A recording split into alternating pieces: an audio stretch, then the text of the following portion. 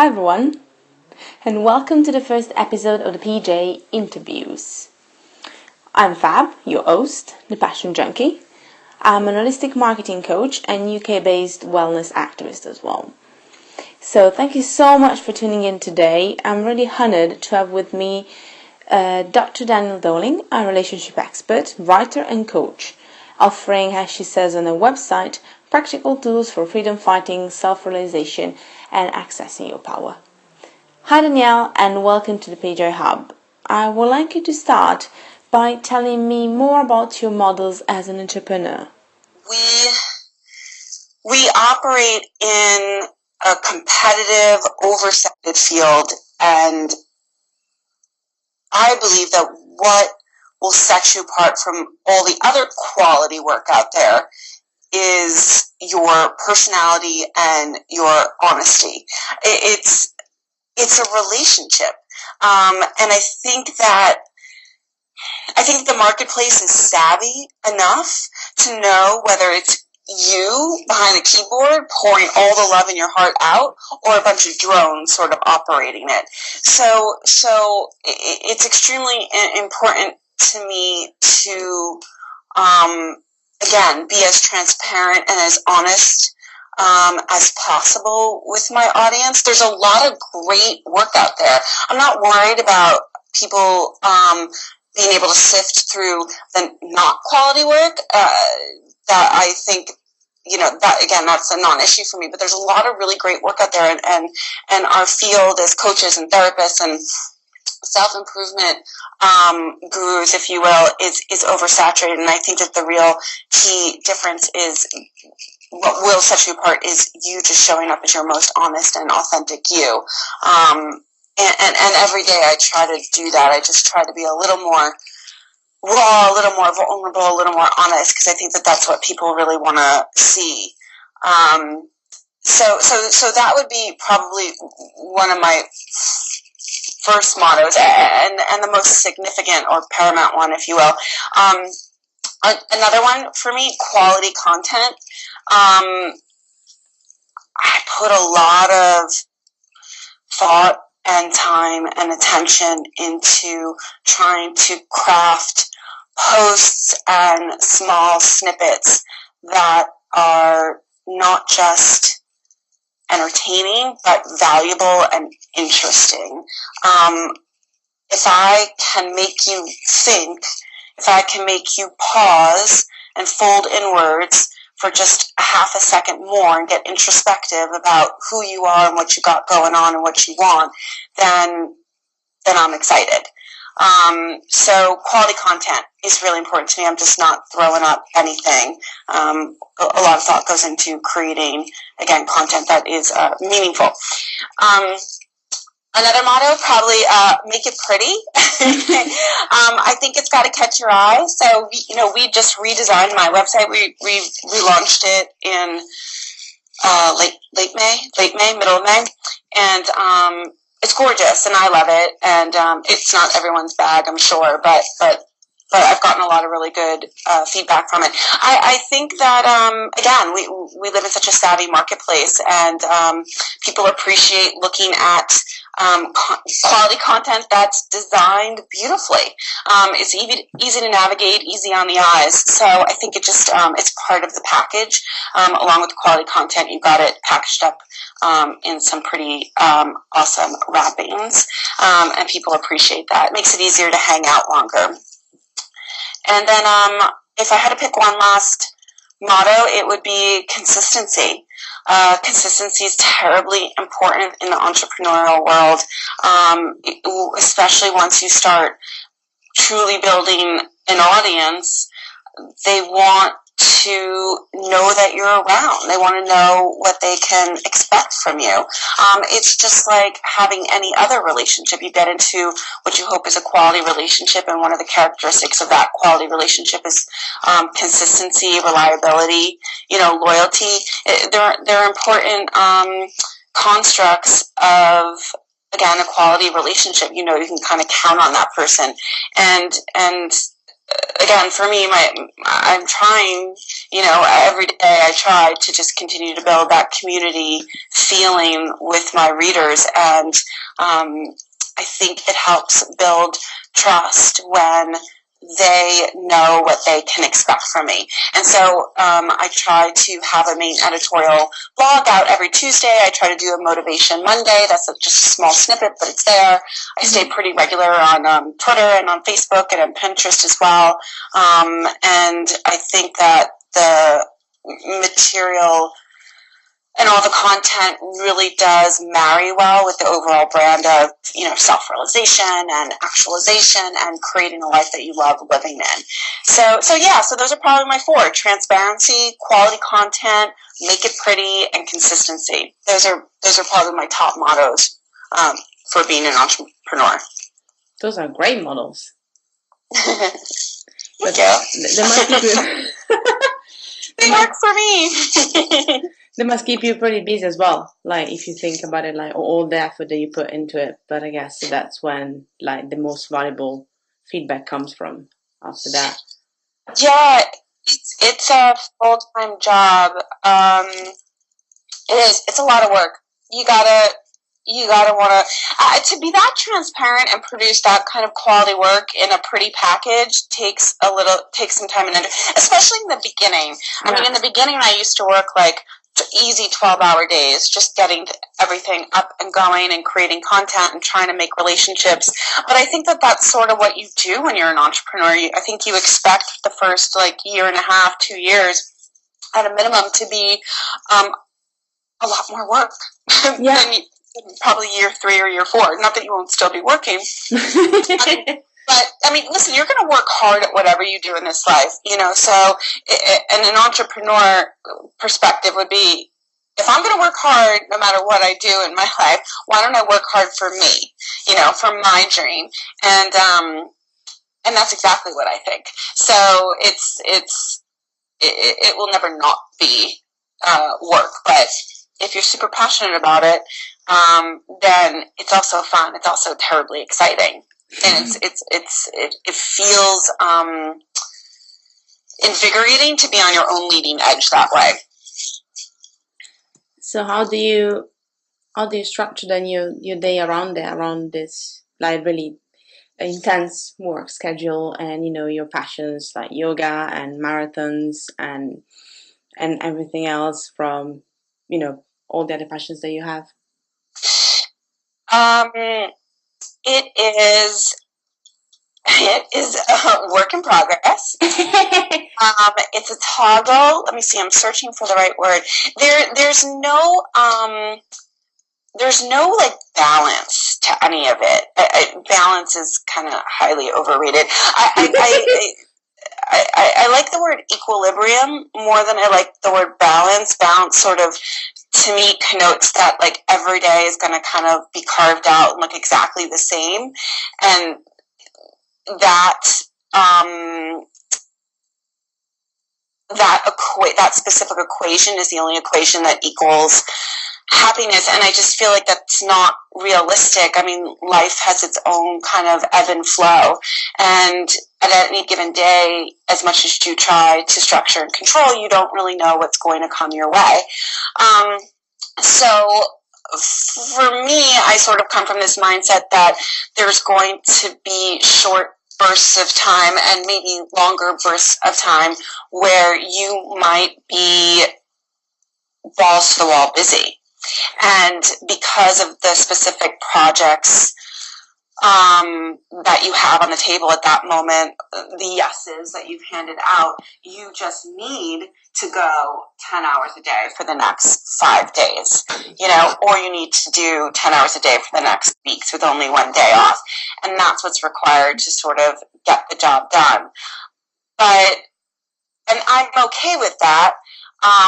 But I think what we need to be mindful of, and what I try to be mindful of, is, okay, if I'm going to have this stretch of time where I'm going to be working extra hard because I have these important projects on the board that I said yes to that need to get done and get done well, then I must be looking out into the future and noticing when is this stuff going to end, and at that time I need to really make a very concerted effort to be kind to myself, and in being kind to myself I need to schedule a well-deserved break. So if all the work ends, this particular period where there's a lot of work ends 14 days from now, then day 15, 16, and 17 is purely like yoga and extra sleep and eating healthy and maybe a glass of wine or two, or whatever it is I need to recalibrate and reinvigorate.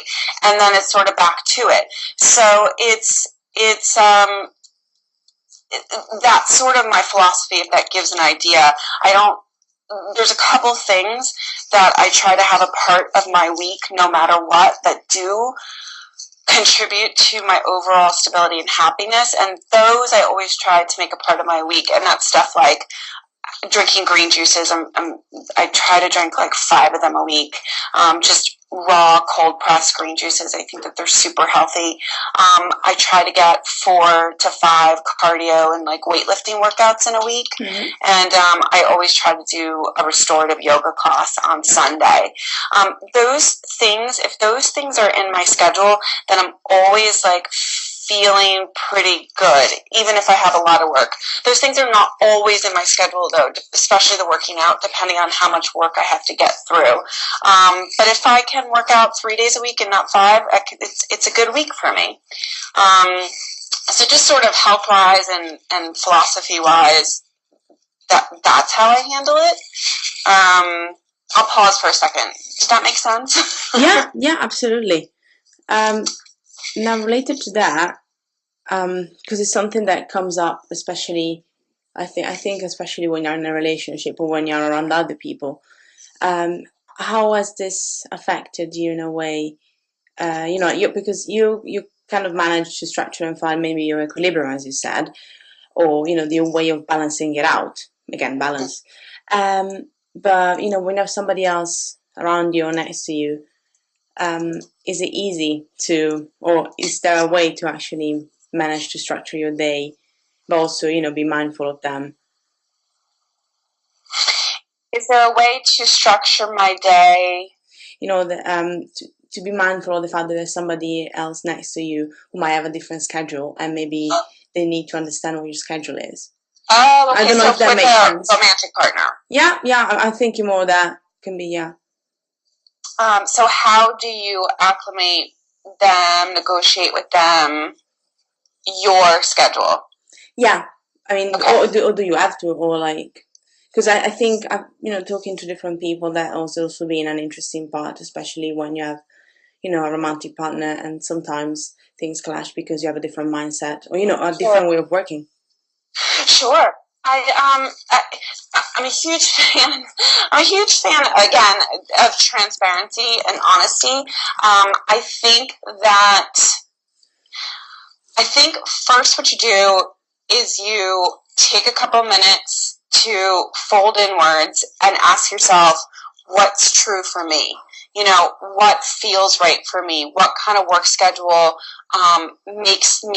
allows me to feel my most productive, while also allowing me to be kind and take care of myself health-wise, sleep-wise, eating-wise, all those kind of things. So then you get a clear picture of what's my best schedule. Okay, so you know what you want before you go into that conversation. And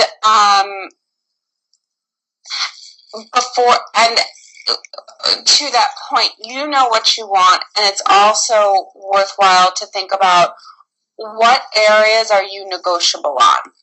Okay, so perhaps this is, I'm kind of making up a situation here, but if you are living with your partner, perhaps your sleep time is negotiable. Maybe they want to go to bed a little bit earlier and you want to go to bed a little bit later, but they want to go to bed with you.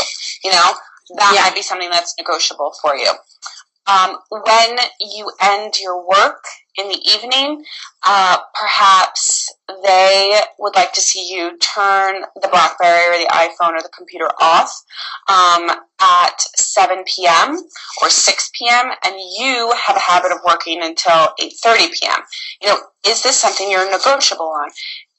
Could you strike a deal and shut the phone and the computer off at 7:30 so you guys could have dinner together? It's worth thinking about, where can I negotiate? Can I not turn my computer on in the morning for the first hour and have coffee and just talk with my partner? So know what you want, know what works well for you, and then think about areas that you're willing to negotiate around. And then I would go into the conversation with your partner, because listen, all partnerships are about compromise. Once you get into a partnership, it's not all about you. It's important to know what works well for you, speak from an honest and transparent place, but to balance that mindset out, you must remember that it's not all about you anymore. And sometimes we forget that. It's not your way or the highway. And so there has to be a huge portion of you that is willing to go to the negotiation table. I have to remind myself that all the time in my relationship. Sometimes there'll be things that Jose, my fiance, wants to do, and it's not what I want to do at the moment, or it's not it wouldn't be my ideal plan. And I need to pause and say, is it important to me to argue about this? Is it important to me to speak up, or is it not? And I remind myself, it's not just about you anymore, Danielle. If he wants to stay out an hour longer, and it's not such a big deal to you, stay out an hour longer. So that being said, it's a compromise. You have to go to into one of those conversations, knowing that there probably will be some deal of compromise, not just on your end, but on their end also. So that's my best advice. Know what you want, know what works for you, and then take a couple of minutes to think about where in your schedule you could compromise. And I think that will make for a healthier relationship. That's great. Thank you for that.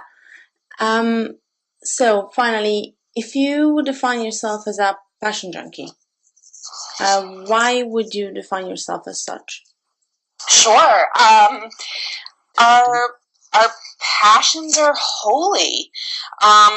They allow a direct line to our authenticity and our integrity, to all that is sacred to us and about us. And I'm personally a firm believer that our most joyous, peaceful life lies on the other side of pursuing what is most true to us, what is most in integrity.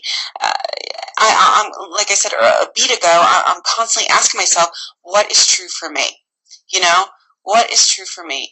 Am I excited about this, or does it feel like an obligation or a quote-unquote should? And as an offshoot of that, I say no way more, than I say yes, because there's so many things that I'm approached about, and everyone in their life is approached about doing, getting involved with, that is not a passion of theirs. Maybe it's something that they're just even competent around, but they're not passionate around it. Well, that would probably be a no for me. So absolutely, I would define myself as a passion junkie, and our passions really can, if allowed to be, the rudder of our life. You can make the majority of your decisions in life based on, are you passionate about it? It's a direct line to what's most authentic and what's most in integrity for you. And a life lived with a deep sense of integrity is a pretty good life. So it probably also would reflect in the way you work, especially if you work with something or you offer something that is somehow your passion as well. Because then it all comes back to your models of integrity and transparency in a way. Oh, sure. And you shine. You shine.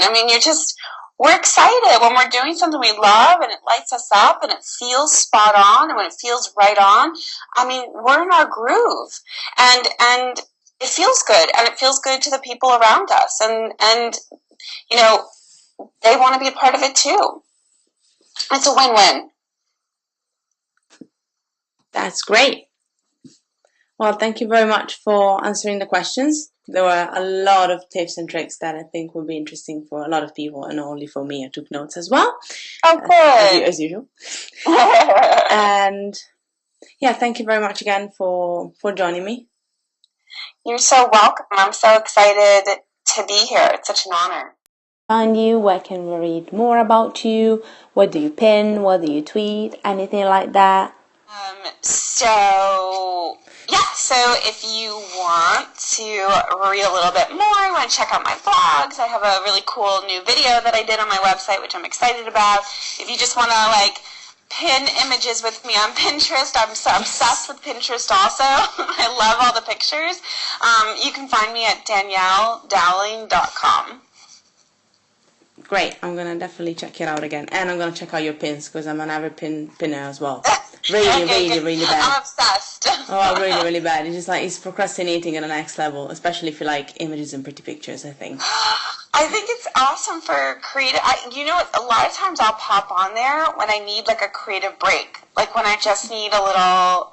I don't want to think too hard. It almost feels like coloring for me. If I was going to take a box of crayons out and color, yeah.